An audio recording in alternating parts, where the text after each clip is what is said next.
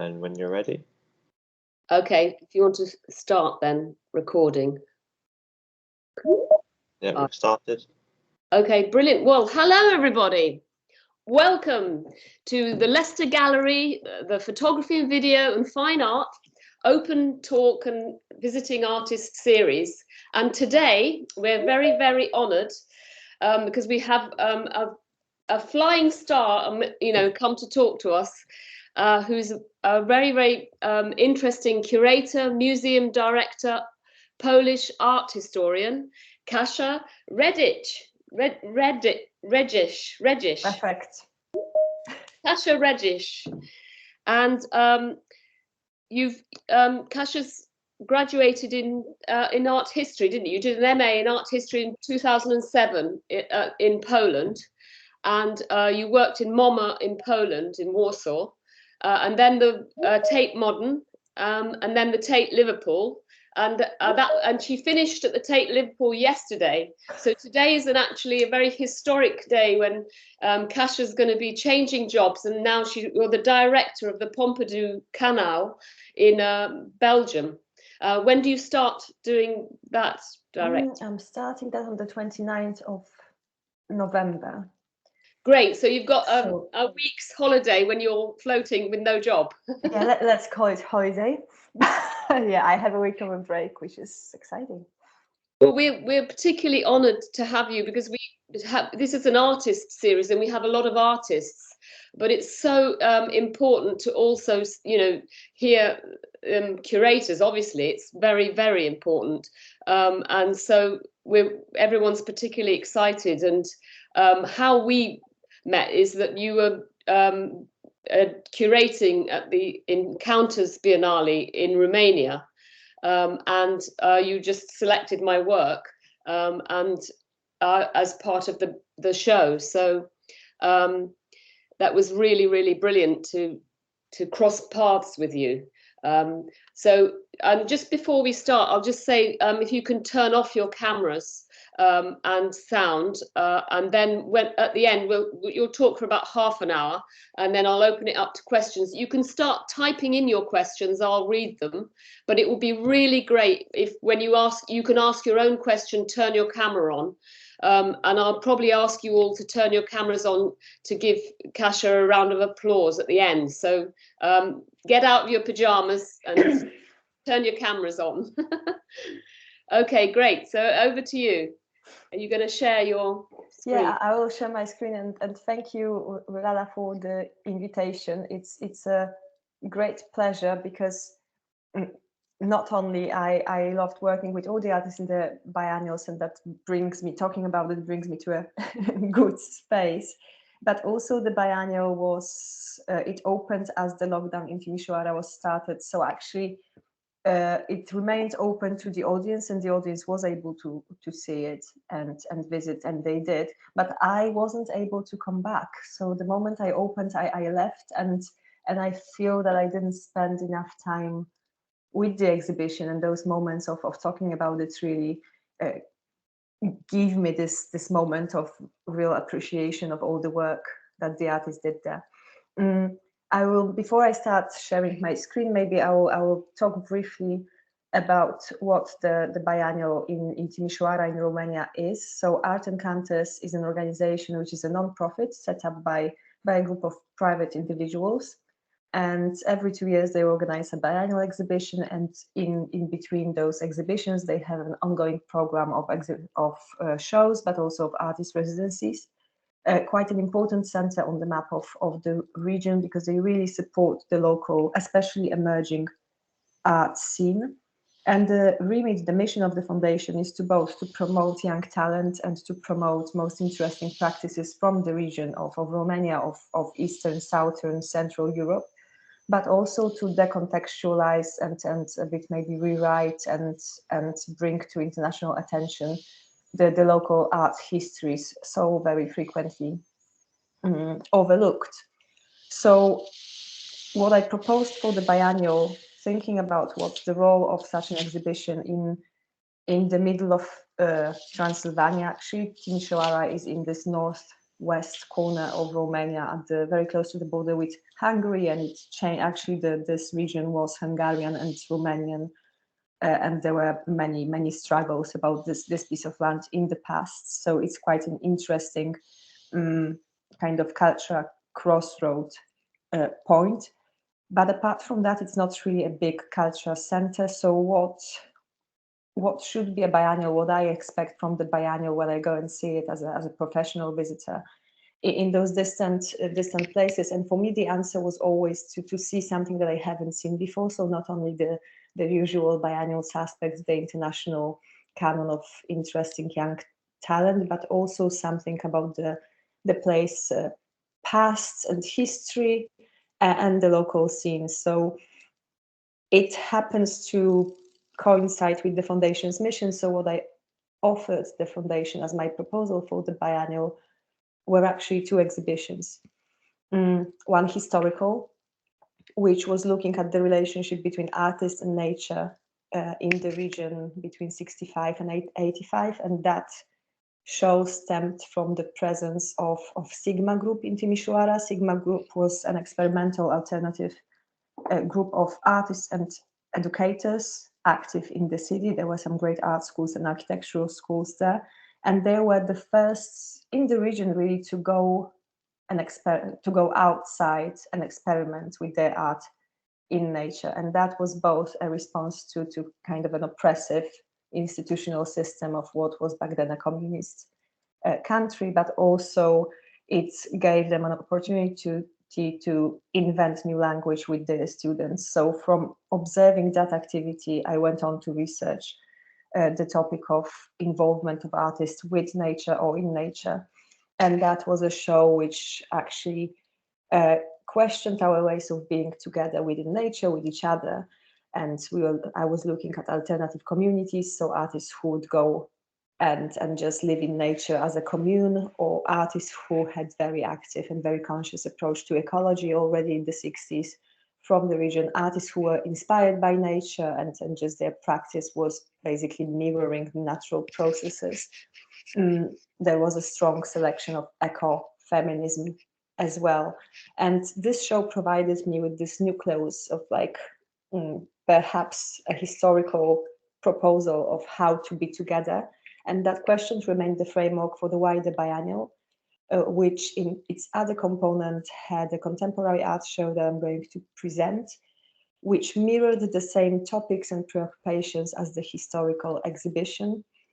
And then looking at the notion of being together and the how-to in the middle of the pandemic, but also in the region, which is quite underprivileged in terms of institutional structure and opportunities for young artists, I decided to look at the biennial as an economic force which can potentially fuel the local art ecosystem.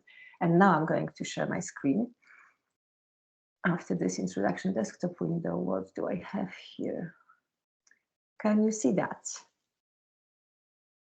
Not yet, not yet. Not yet. Your camera's gone off. How about now?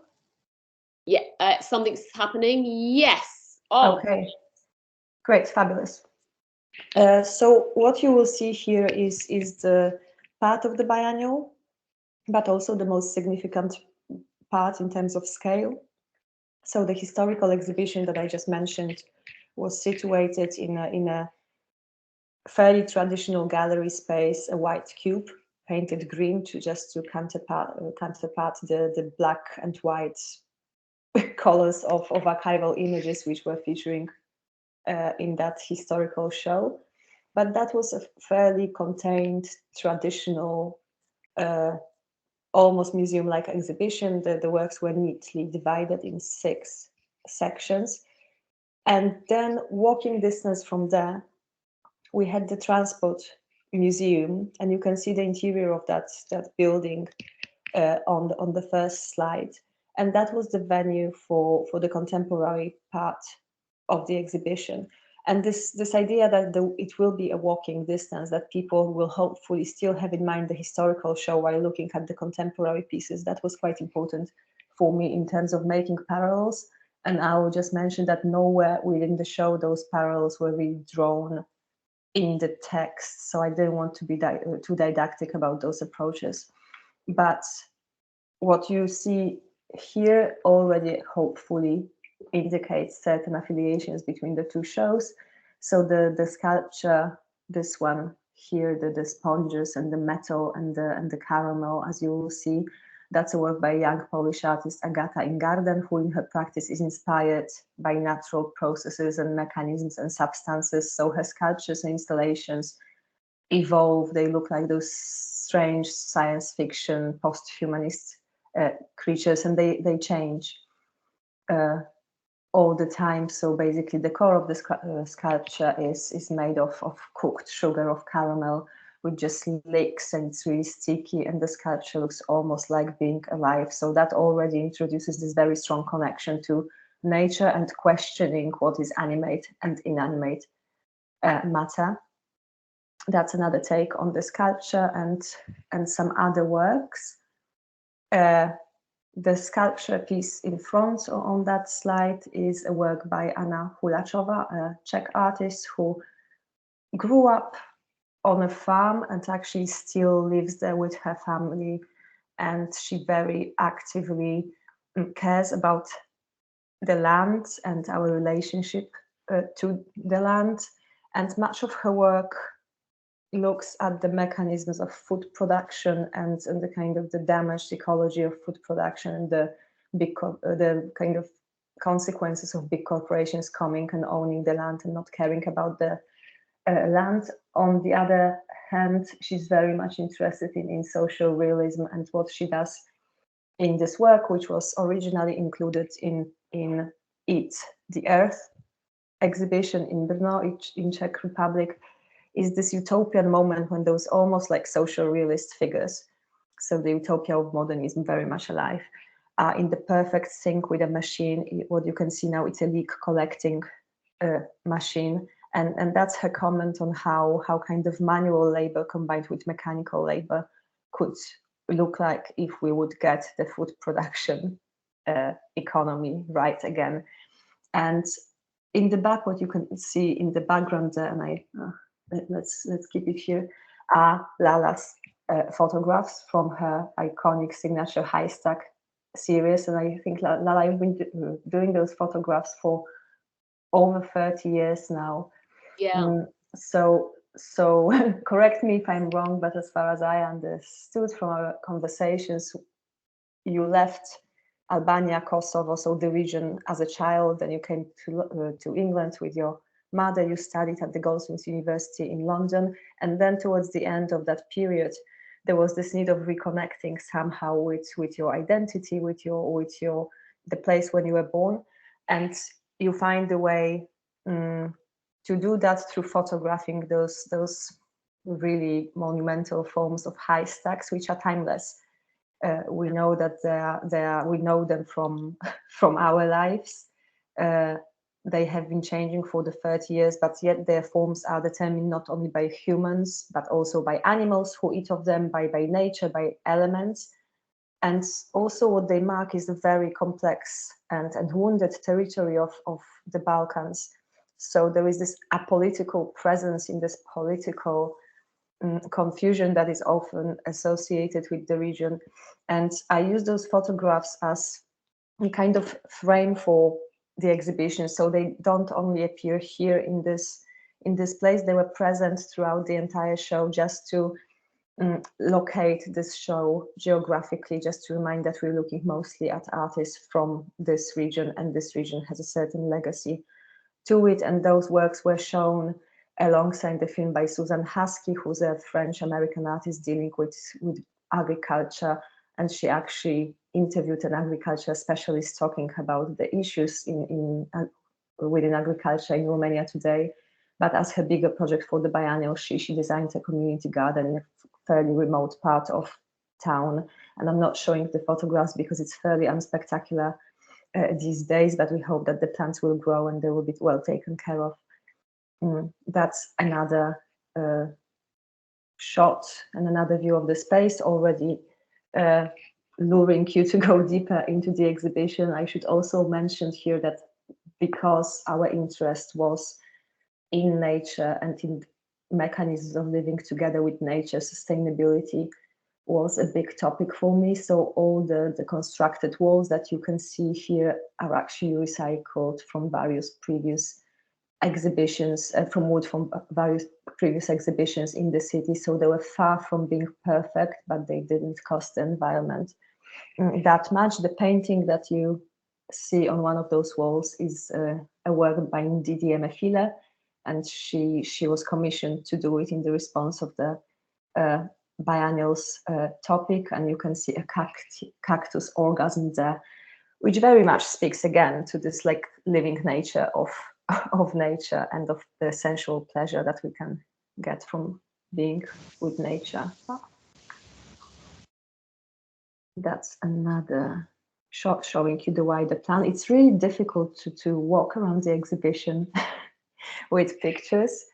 This is another work by Małgorzata Mirgatas and another new commission. And Małgorzata is an artist of Roma descent, Polish artist of Roma descent, and she's very active within her community. Much of her practice speaks about the marginalization of that incredibly impoverished community, and also Timișoara has a huge Roma minority, and most of that community lives in quite underprivileged conditions. So due to the pandemic, I decided not to even attempt to work on a community-based project within certain marginalized groups, although it seems needed, but I didn't feel that we can assure a continuation of building those relationships within the pandemic. I curated this biennial entirely remotely. I never met anyone face to face, and that includes Lala.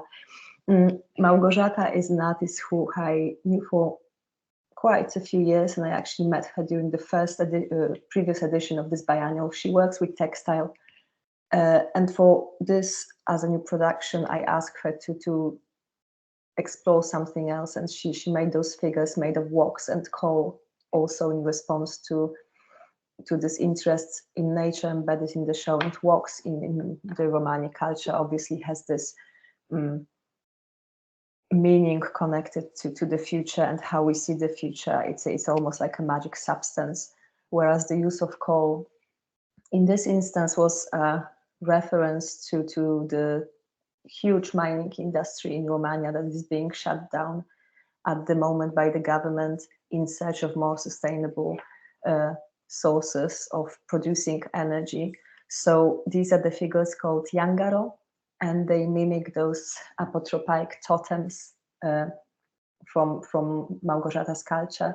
And those totems would traditionally protect houses from evil, from bad spirits. And this is what those two figures do. In Timișoara, they protect this project of shutting down the mines. Very beautiful, quite soft works. They're quite incredible. They also smell very nice, I must say. So behind the Yangaros, you can see this pinkish, fleshy curtain installed by Nona Ionescu, a young Romanian artist who again made a new commission for the biennial. Her film is a film about those plants that are able to eat and digest meat. There is a region in Romania where there is a certain microclimate, and those plants, which are quite an old species, they're still present there. So she went to film them, and she, in a very poetic way, unveils those very unsettling similarities between human and this, like, the kind of the digestive system of the humans and that plant, which completely collapses the hierarchies as we know them. And those two sculptures refer in their shapes to those plants. It's the first time ever when the artist worked with glass. Another work is by, sorry, something froze. I will just continue. Lala, give me a shout if you don't hear me. Another artist is by... We can hear you, it's okay. Okay. Yeah. Great, because I cannot see you, I can only see my presentation, so it's like a radio presence for me. Oh, no, it's good. that these are the works, also new works by Mihaela Hudra, another young Romanian artist, and she's very interested in this minimal aesthetics, but also in our relationship to technology. She is a painter, and what she did for the biennial is she painted 6 canvases, and the point of departure was this very famous photo taken on board of Apollo 13 during the first flight into space by the crew there, and it's like this blue planet. It's the first time ever when a photograph was taken of the globe of Earth from the distance, and it says to have inspired the ecological movement in the United States. I wish things would be that simple, but that was something that inspired this series of canvases, and you could navigate through them like through a forest, going through the next part of the space. That's another take. And maybe here I'll just speak about the work that you can see on the floor. Davinia Ann Robinson is an artist who's based in London, and her work is very much about intersectionality and the experience of being a queer Black woman, a body of color, as she calls it, but she also analyzes this bodily presence within nature, looking at the legacies of colonialism. So for this work that you see there on the floor, she originally collected soil and earth from various neighborhoods in London when she felt where she felt excluded from because of her race and because of how she looked like. And that was very much part of denying her the right to occupy certain area because of her roots, which goes deep into this colonial consciousness that we still can experience in this country every day. So that's the soil, and then there are those braids of hair and very beautifully cast in wax, like parts of her body cast in pinkish wax, and some little plants sprouting from this soil. And this work not only kind of breaks this ideal vision of slightly utopian vision of our being with nature, but what was important to me in the context of the biennial was the fact that it required daily care. It had to be watered every day because otherwise it would just dry out and get completely dusty. So I think in the morning and in the evenings there was always a person who will water the sculpture throughout the duration of the biennial. The work that you can see kind of thrown over the wall, the big canvas, is Selma Selman, another artist of Roma descent. She's from Bosnia and Herzegovina. And much of her practice deals with this identity of being a Roma, the politics of exclusion, of social exclusion, of political exclusion, of the condition of being the kind of marginalized and unseen. Her family for many years have lived off scrapped metal and kind of going from one place to another, collecting metal and then selling it. So recycling as a way of supporting the family. And what this work is, and it's a new series of works. Her practice wasn't really canvas based before. It's a big piece of canvas, as you can see, which was thrown into the van of her father as he was going to do his work, to perform his work every day for a period of around 1 month. And what resulted is this piece of canvas, which is stained, dirty. Actually, the colors are not always there. There are traces of chemical reactions, chemical residue of those metal parts that he would put into his car. And yet with the scale and those kind of abstract patterns, there is this association to abstract expressionism and to this American canon of abstraction. So Selma not only pays tribute to her family through this work, to the notion of recycling, but also asks questions about what is the status of an artwork, who decides about the price, who decides about the value of art and of human beings. So quite a monstrous but very moving work. And let me see what's the next. Yeah, here you can see it a bit better. together with a painting of Alexandra Shukareva, who's an artist based in Moscow. And I should actually say that Alexandra, and as well as Małgorzata Mirgatas, so the wax figures, just after opening this biennial in Romania, we got to know that both of them are going to represent their countries at the Venice Biennial next year. So the Art and Countess Foundation were hugely excited about having them in Timișoara. Alexandra is also a painter, and what you will see here is a painting made with chlorine, so a very poisonous substance, and that speaks to her interest in this tension between the beauty and the danger. You can see that it's a painting that actually is made not through adding paint and layers of paint to the canvas, but rather protecting canvas from chlorine. So the lines you can see are the lines of tape that was protecting the canvas as it was washed with chlorine.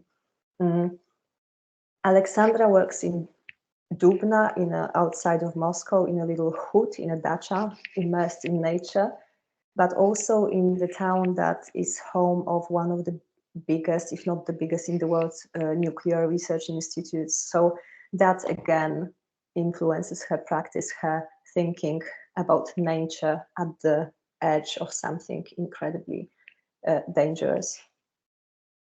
Oh, that's a close-up on Davinia's work, which was shown in front of those two paintings, and that's again Didi Emefile. So two earlier works by the artist who painted the Cactus Orgasm work that was in front of the entrance to the exhibition.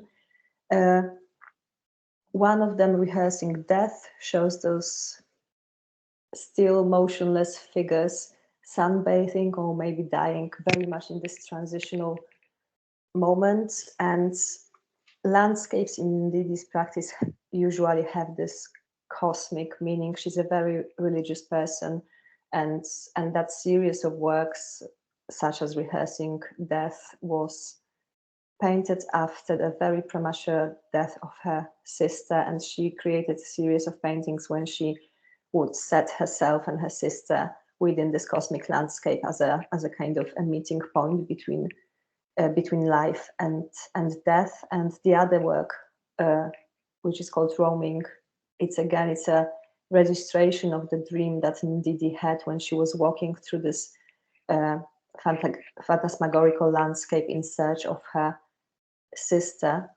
But also her references there was Gauguin, for instance, and she plays with this idea of representing the exotic, and I'm doing the quotation marks with my fingers here, the exotic bodies, the exoticized bodies of women, about the right to the representation. So it's actually the feminist angle in that work is quite strong, and I hope that by now you see that there's a lot of women artists in this show who kind of, even if their practice isn't directly feminist, their approach to art making and their ethos is.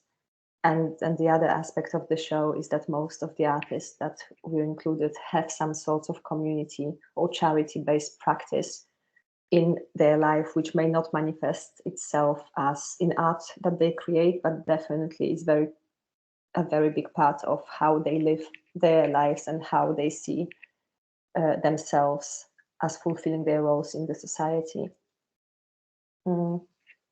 This is a picture taken from in front of those paintings, and what it's showing are the sculptures by Gizella Mitschevich, a Polish sculptor, and that's a piece which is pre-existing. We borrowed it for the biennial.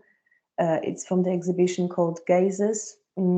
It's a work it's a series of 9 sculptures, and actually they're about determining your position in the gallery space. So you can see through those works, you can maneuver around them depending on how many people are within the installation. They seem to constantly change. So it's very much a work about choreography, of being together in the space. Another photo of the same part. what we see here is on one end the Forum by Vlad Nanka, another local artist who was commissioned to create a meeting point within the show, and a meeting point for which would perform a function within the exhibition and be a valid artwork, not only a form of design, but also a meeting point which would be COVID safe. So much of Vlad's practice is about how objects in our environment change our behavior. And this is what he was trying to do using this very, very classical form of an forum romanum, so an agora, so a place where traditionally in democracies people would come together. He was also asking the question about what is the state of democracy. Today, the colorful, very beautiful felt works in the background are by Croatian artist Hanna Miletić. And Hanna is a textile artist.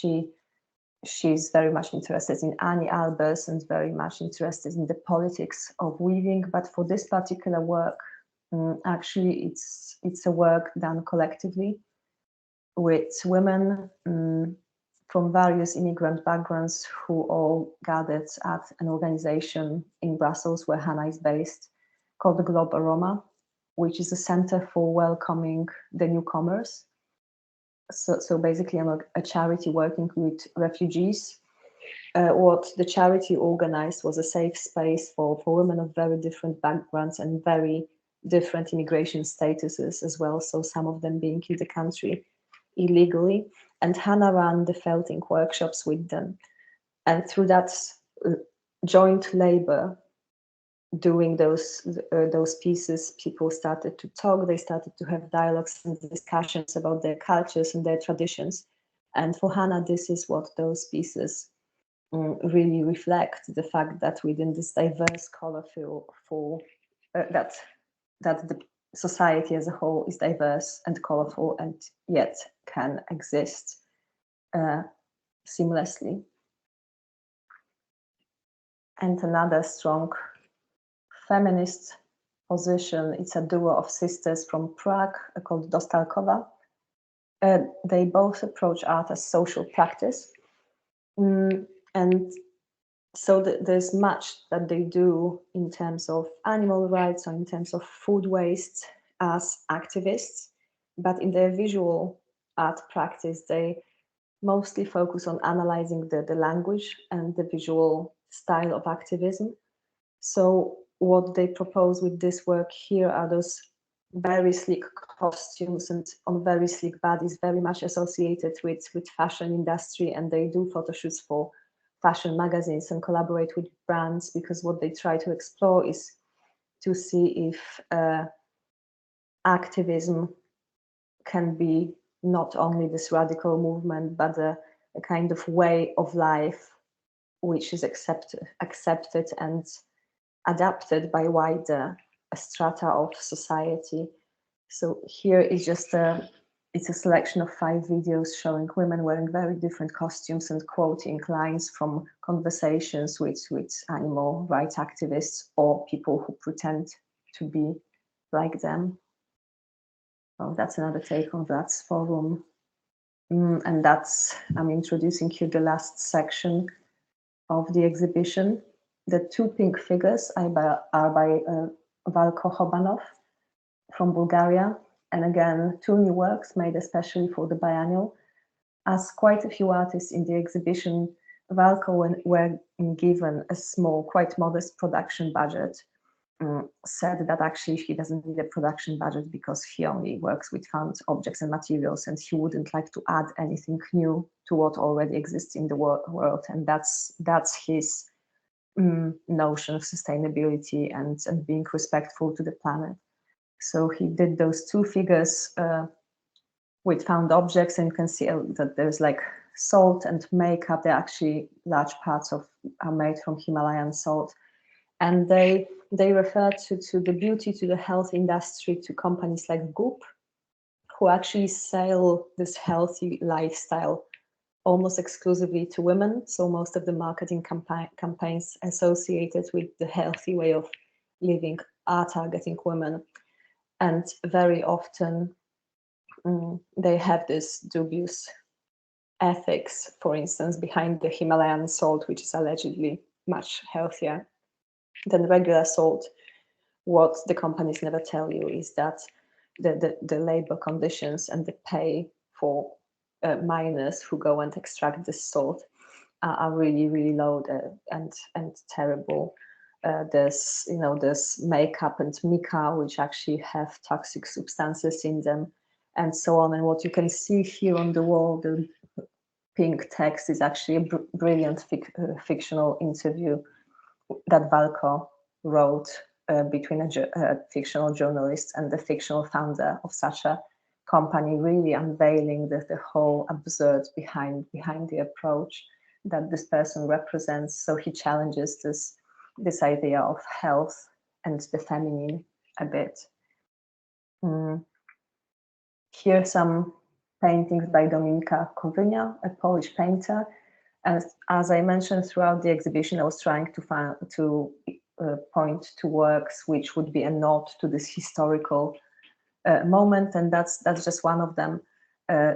Dominika depicted Chipko movement, which was the movement in the northern India in the 70s of women who were actually protecting the local forests by embracing the trees and protecting them from companies that wanted to cut them out.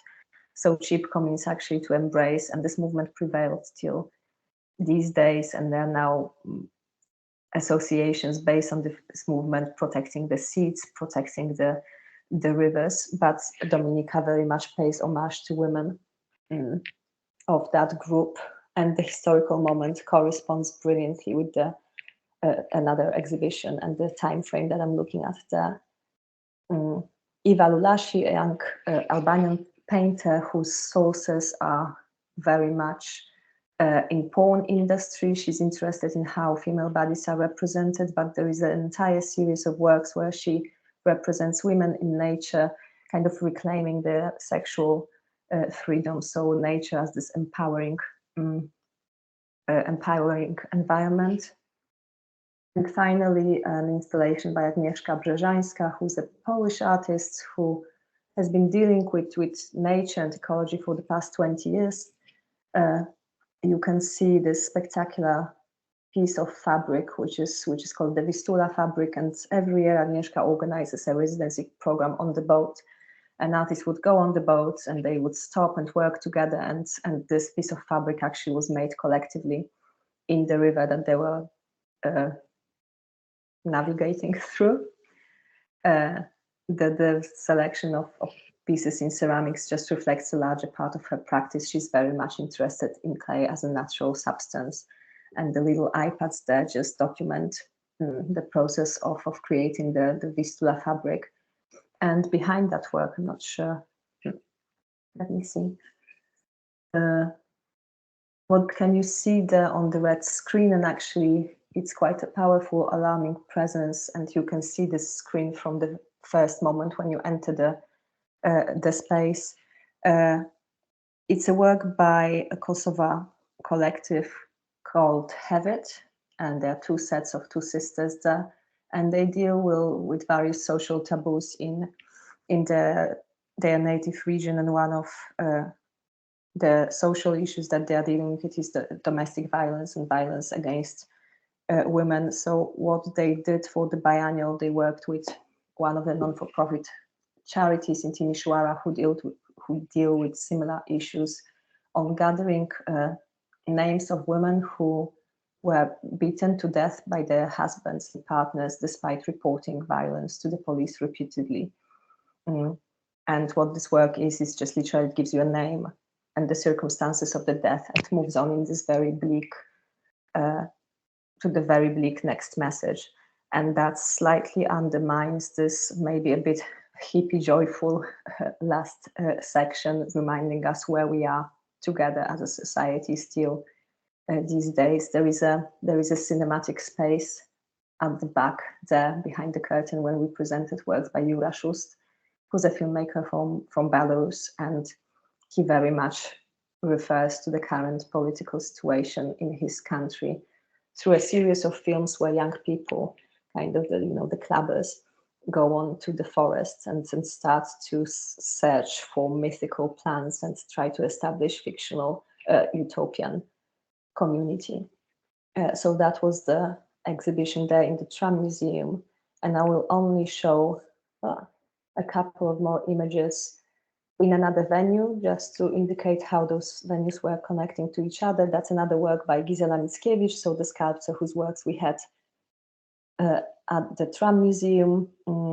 It's a work made of concrete, and inside the concrete is a substance which actually is self-destructive.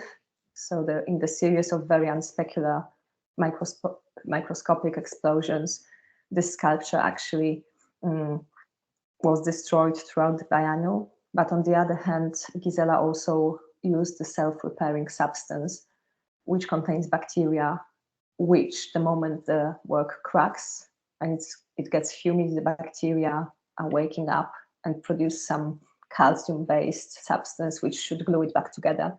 So this was very much about the human and non-human intervention into a sculpture object. And then Wojciech Ireneusz Sobczyk and his fantastic installation made of paper, envisioning the kind of the planet without human presence. Beautiful works, completely taking over the space. And finally, in the gallery called Helios, which is a small gallery belonging to the Union of Artists, local Union of Artists, which is this post-communism kind of association, very traditional one. We have the Irena Hajduk and Jugo Export, and what Irena does with her brand, with Jugo Export, is she tries to ask questions about how we should surround each other with objects and what is the economy. So Jugo Export is a brand that produces fashion and shoes and scarves, and you can buy products online without seeing them. But the way you pay for it is determined by your income. So what happens, within the transaction, you declare your income, and then the price of each item is calculated based on what you can afford. So it's kind of a self-sustainable model when the more expensive sales subsidize the less expensive, and that also allows her to do her art. So at the end of a show, a proposal for alternative economy within How to Be Together. Okay, so I will finish here and stop sharing. Oh, that was amazing. Really, I mean, thank you. It's good to see you now, because I was looking at myself for the past half an hour. Oh, we didn't see you. We just saw, well, I just saw the slides, and an incredible collection of artists. I'm absolutely, I mean, I'm going to have to watch this again to hear you speaking again, because there was just so much in it. And I'm sure that the students and everybody are going to replay this, because there was some incredible artists. How many altogether in this How to Be Together? I think probably 33 or 32, but that includes some collectives. Yes, that's true. But we probably only had like 8 at the opening because of COVID, and also the foundation operates under such a tight budget that within the How to Be Together, we never came together somehow. But that also, some of them for which we had funds actually refused to travel due to carbon footprint. And I think it's quite interesting how those conversations are now really happening, like this more conscious approach to where we need to be and why. But the art came together. So How to Be Together was the art coming together. So I'm going to open it up to questions. You can type in your question, or you can put your hand up, the usual style, and I'll just turn your screen on, and so we can see you. And we'll probably get everyone to turn their screen on at the end, and wave. So just, are there any questions, guys? You can type in. Just feel free. So Kirsty, have you got your hand up? Hi, Kirsty. Put your unmute yourself. Yeah.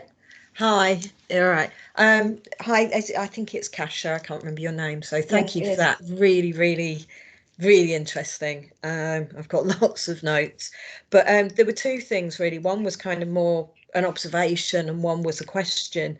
I'm really kind of quite interested in how much, because you were talking at the beginning about sort of nature, but actually how much of our identity and our culture is tied in with nature, and that we go back to nature to reclaim that identity. And it was something actually, Lala, you mentioned to me last week when we spoke, and I've been out in the woods and doing things with leaves, and so it was kind of, yeah, I've gone out into nature to find my identity. So it's really quite an interesting observation. But also you said, I think right at the beginning, that you wanted to kind of sort of come in together to invent a new language. And I just wanted to pick your brains what you meant by that a little bit, because I'm in the same situation with an issue with language not being what I want it to be. So yeah, that's interesting. I think I mentioned that in the context of the historical show, where artists were really very literally going outside to experiment, to invent the new artistic language, because they weren't, broadly speaking, they weren't institutionally supported to experiment within the existing culture system. But I think what I was trying to look at with this exhibition, because actually when you mentioned the new language, it's quite a conservative show. I mean, there's a multitude of media, but there's, you know, everything is fairly, we don't have any AI works, AI works. We don't, so in a way, it's probably not about searching for new artistic language as overcoming the system as it is right now, but probably I should use the word mechanism, because much of this show was about finding different mechanisms of being together within the situation that we conceived as biennial, but also different mechanisms for art making, for biennial making, and basically admitting that our jobs are not always the most sustainable jobs, and they cost the planet. So, you know, it's a microscopic attempt to do something better, and that I think we can learn a lot from the artists, who, many of them, as I said, live as they work. And I was quite taken, at some point it became a criterion, but I was quite taken that it was like so easy to meet this criterion for the artists that I would approach, not knowing if they have this sort of kind of community or social responsibility in the background of their lives, or maybe at the forefront of them. So that's hopeful. lovely, thank you. Yeah, no, that is, I mean, it's extraordinary. The Roma origin artists, that the one that did the metal work, and you know, that was an extraordinary story. So there's some really interesting artists that you've been. And actually, Selma, I mean, she's very young and she doesn't sell much, but she fundraises, her charity in Bosnia fundraises for money to pay for the education of the Roma girls, which are very often still denied the right to go to school. No, there was a real sense of people doing real things, not just showing sculptures. And it was great to hear some people are going to, I don't know if you caught that, everybody, that some are going to represent their countries in the Venice Biennale. Is that right? Yes. So that's their leading artists going to Venice. Yeah, that's quite amazing. And especially, you know, for Małgorzata, who's Polish, but she's very much of Roma descent. Poland has a quite terrible right-wing government these days, and I think it's an institutional swan song by one of the institutions who commissions the biennial. The director will change because there will be a new political nomination, and her literally last act was to assign this pavilion to an artist representing a very much overlooked minority, which the current government just simply doesn't care about. It's not within their narrative. So yeah, something interesting is happening there. And there's Daniel Hayton. Do you want to ask your question, Daniel? Or do you want me to read it out? Shall I ask your question, Daniel? Well, I'll read. Daniel's asking, is today's talk recorded? Because I like most of the ceramics of Chinese vases and human statues of being drawn to art. What did you mean? What question were you asking?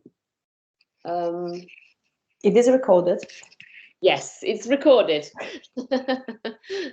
And were there vases, ceramic Chinese vases or anything like that? No, they weren't. They were made. I think it's about Agnieszka Brzezińska's vases, and she's a Polish artist, so this is where she made them. But indeed, they have those anthropomorphic shapes. There's plenty of breasts there. They're very feminine. They're almost like this, potent. For her, the kind of nature is very much Gaia. It's the mother. It's a woman. She treats it in those terms. So hence the kind of the breasts. Yes, there were two. I mean, there was one made out of metal. One of those two figures by one of. Oh, the figures by Małgorzata. They weren't metal. They were wax and coal. Yes, rocks and coal. Really? Wax, yeah. Gosh, I have to look at it closer. But you were talking about the goop thing at the end. Was that Kochobaf? What was the artist's called? Val Kochobanov. Val Kochobanov, yeah. You can all this information's on the website, isn't it? Yes, they have a website, and also, I mean, you're already in contact with the organizers. They can send you a PDF of the catalog. They can send you materials if more is needed. Yes. So you can find this on the Encounters website that we sent along with the invite for this talk. And there's another question, Hugo, would it be possible to hear a bit more about the relation between artists and their charitable community practices that you mentioned? Oh, so we probably just answered that a bit in the previous question. Many, I can just say that many of them have their community engagements, or they're part of various community groups or part of charities. Not all of them actually like to mention that in the context of their artistic practice. It's something that very much is runs in their DNA, but they don't consider it really an important context for what they do in the exhibitions. But Davinia, for instance, Davinia and Robinson is part of the group funded by the South London Gallery of like intersectional people, and they discuss various issues there. I'm happy to send a link. She also does a lot of community practice, as in workshops with people with similar experiences to hers. She did a beautiful project with an organization called Mimosa House in London, where people would actually do what she did, bring some soil from places where they felt symbolically or physically abused around London, and then they would bring this soil and then write poems about that experience together. So there is a lot of that happening with Selma. I mentioned already that her charity supports education for girls. Suzanne Husky, she studies agriculture now to make the food production more sustainable, and she has an organization devoted to that as well. So there's many examples. Yeah, no, that's and I also interested in that Kosovo collective, the sisters. Oh yeah, they're quite hardcore, I must say. I know, like really important work, very often performative, so like really small, strong gestures. Yes, that's a lot of courage, a lot of power comes with that, and the fact that there are two sets of sisters is also quite impressive, because it's like a real sisterhood and real critical work as well. Yeah, no, that was fascinating, all the people you've touched on. And so are there any more questions? We've got 6 minutes. This is one of the most, I mean, I've just just a bit about your process. How do you, when you curate, so you've got the 33, I mean, some of them are commissions, so you don't even know. Do you arrive at the space when it's empty and think, I'll put that there and put that there? If you've got or do you have? I wish. Because I'm a museum curator, so I'm used to working in a certain format, and even though my professional practice, I would do a freelance project every year just to go beyond the very comfortable zone of curating at Tate. So I worked a lot with public spaces and with productions and with commissions. Saying this, they were always just like projects rather than exhibitions. So that was the first biennial, and part of the fun for me was to think about how a biennial would be different than just an exhibition or an exhibition. So the historical part was definitely an exhibition in the purest sense. Whereas with the contemporary, that was probably the most loose structure that I ever worked with, because I decided not to introduce too didactic texts explaining what the sections are about. I hope that it was kind of clear, but you could actually quite flexibly move the works and let them change places. Saying this, not much has changed since I put like small icons on the floor plan. Sometimes I just didn't know how the work would look like, but I usually knew where I wanted to be and how I want the works to speak to each other. But it was definitely in response to what artists were saying, rather than me coming and thinking what I'm saying and what I want to do with the artworks and what I want the artworks to express, if that makes sense. So I think that biannual exhibition, the historical part, could easily travel, and I still hope that it will. The contemporary part, I think, made only sense in that very space and all together, and in the context of Timișoara. So yeah.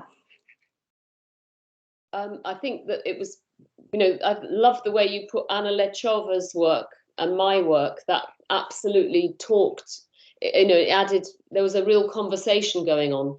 So, you can really see when, as you walk round, that the art changes according to where it's been put and the conversations that it has. If I can be blunt, your works were absolutely useful for me, not only because of the context and the frame and the conceptual meaning of those works that I feel that really provided the frame for this exhibition, but having that flexibility of selecting a number of photographs and being able to place them in the space in various points, actually it kind of took the edge off, because I remember the first day I was like, oh my God, how are we going to make sense out of it? And then looking at your photographs, I could say, here we can remind people that this is the same story as we told at the beginning. So I didn't show more of your photographs like in the PowerPoint, but there were quite a few scattered in other points of the exhibition.